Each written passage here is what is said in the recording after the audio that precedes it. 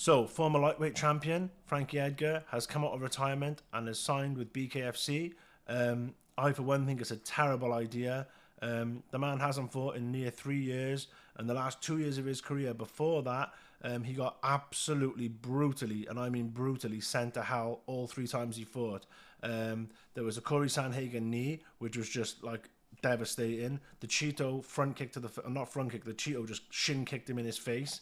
That was absolutely brutal. I'm pretty sure there was blood everywhere for that one too, if I remember rightly.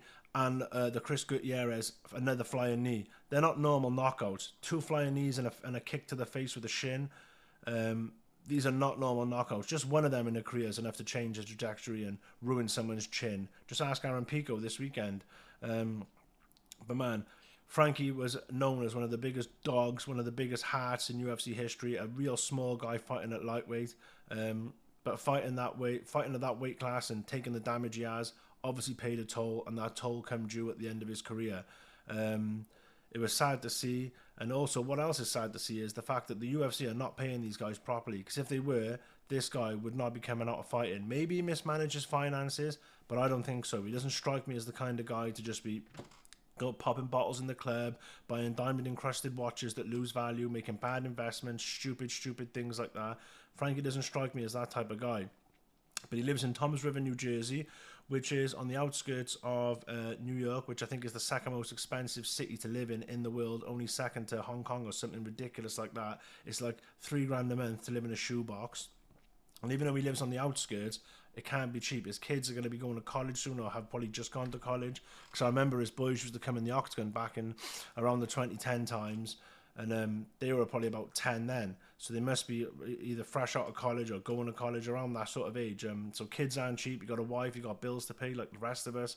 And what's really sad to see is the fact that he's got to come back and fight at this age. In 10 weeks, he's going to be 44 years old. So by the time this fight rolls around, he's going to be 44 years old. Now, the good news is he's fighting a guy from the local area, Jimmy Rivera, who, although he's a little fire plug and a really good MMA fighter, he's not the biggest knockout threat. He's only got like 4 knockouts in nearly 40 MMA fights. But on the flip side, he's got a really rock chin. He only been knocked out once, and it was by Marlon Moraes when Marlon was on an absolute tear. As bad as his fall off the cliff was, that's how good his tear was. Remember the knockout of Aljo where he went for a knee and it sort of Aljo shot in and it turned into a kick almost. Like, he was just murking fools. Like, do you know what I mean? Let's not forget he nearly had Marab out of there too. Even when he was on his slide.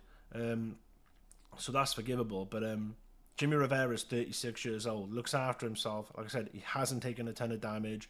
He's only been knocked out once from the beastly Marlon Moraes head kick when Marlon was fresh out of WSOF as an undefeated champion. I'm not sure if Marlon was undefeated then. I think he probably was. But Marlon was an absolute problem. Anyway, the fact is, I don't like this fight for Frankie. I like the fact that the guy isn't a massive puncher, but in bare knuckle, it's not going to be nice for Frankie, I don't think.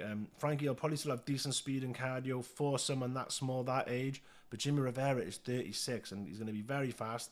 Strikes me as someone who really keeps himself in shape. He's been much more active than Frankie, hasn't been getting sent to hell and laid out cold like Frankie.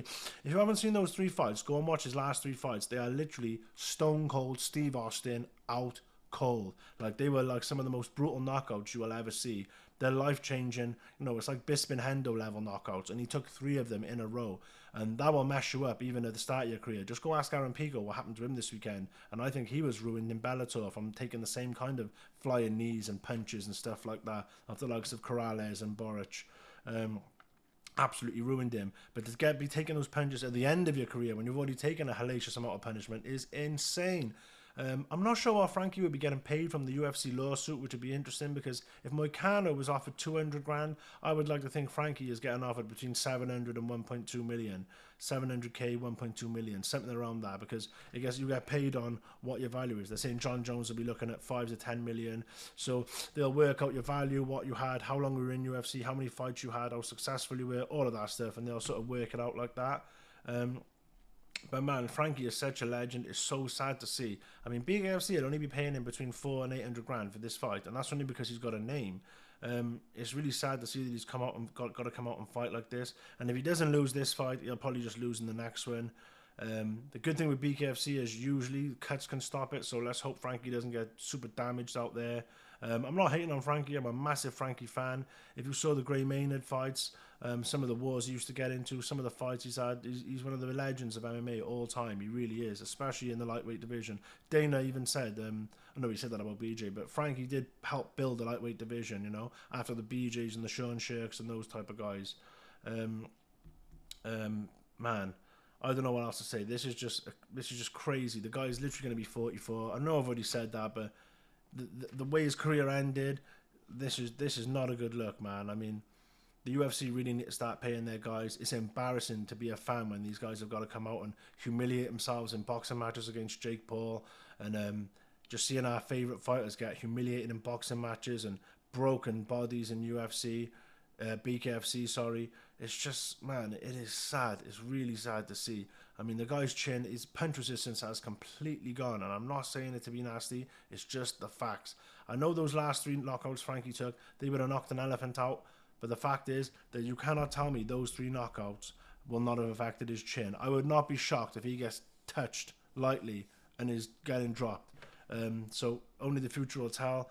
Let's wish Frankie the best. And man, UFC, you got to start paying your guys. This is embarrassing. This is a 7-time pay-per-view fighter, former champion, multiple defenses, and it's not the kind of guy who I think would blow his money. We don't know that. We're not in Frankie's pockets. I'm not pocket watching, but man, I don't like this. Let me know what you guys think. Give me a like, give me a comment, give me a subscribe, and in the comment section, let me know what you think of this. Seriously, what do you think? Do you think this is a good move for Frankie? Like, I don't see how it could be, but I guess if you need money, you need money, and fighters, they only know one thing, and that's how to fight. But the more fight you have and the more damage you take, the less you can enjoy the fruits of your labour, and the less your brain works to make you money in other ways. So I'm going to leave it there, and man, it's kind of sad, man, but I'll catch you guys in the next video.